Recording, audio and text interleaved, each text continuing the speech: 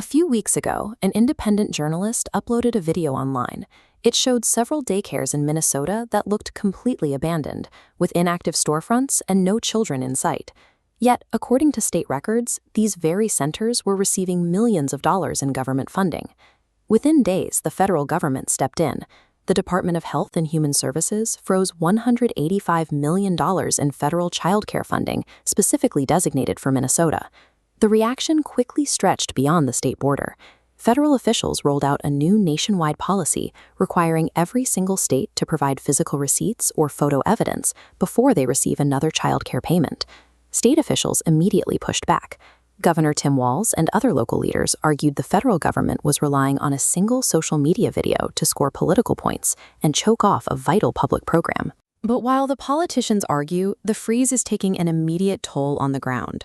Fully operational, legitimate childcare centers across the state are warning that without those federal dollars, they will be forced to close their doors within weeks. This raises an obvious question. Did the federal government freeze an entire state's childcare budget over a single overblown YouTube video? Or did that camera happen to point at a systemic rot that state officials had ignored for over a decade? The roots of this crisis stretch back to the early 2010s. Minnesota operates the Child Care Assistance Program, or CCAP, a system designed to subsidize daycare costs for low-income families. But even back then, auditors were raising red flags about how that money was being spent.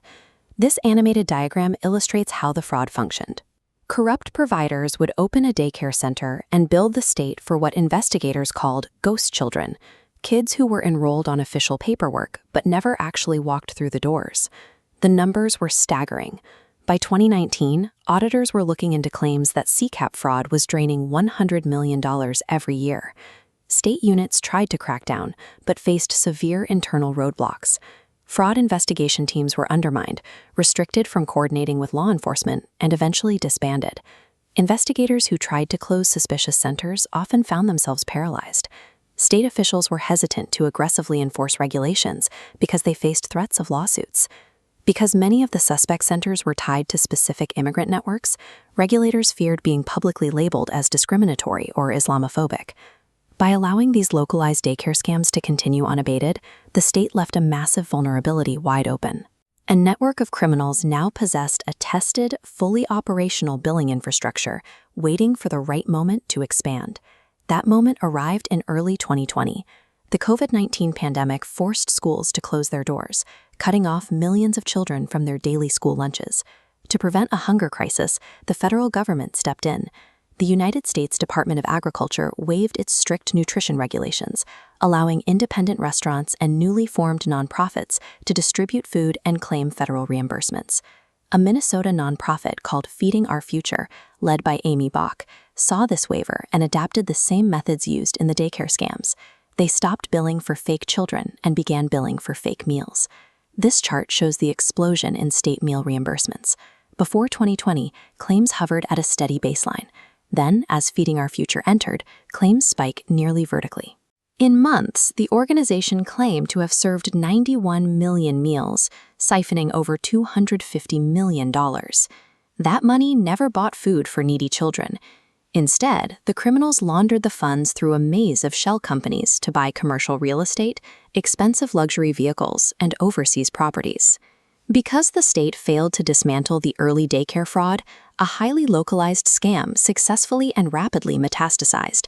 It grew into what federal prosecutors eventually declared the largest pandemic relief fraud scheme in the United States.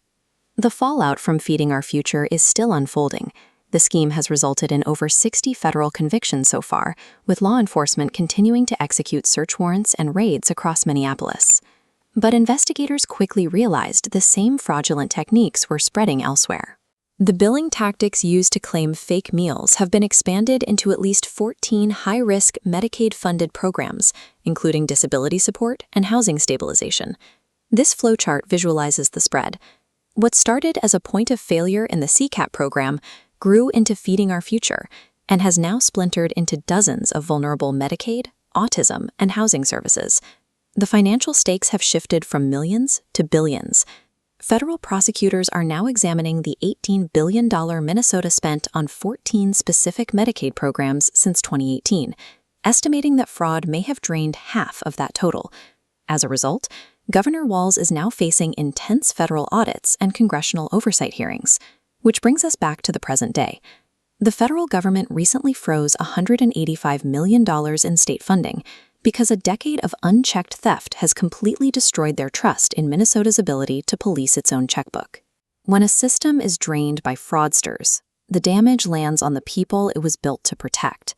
Taxpayers foot the bill, while low-income families and honest childcare providers are left trapped, waiting for funding that may never arrive.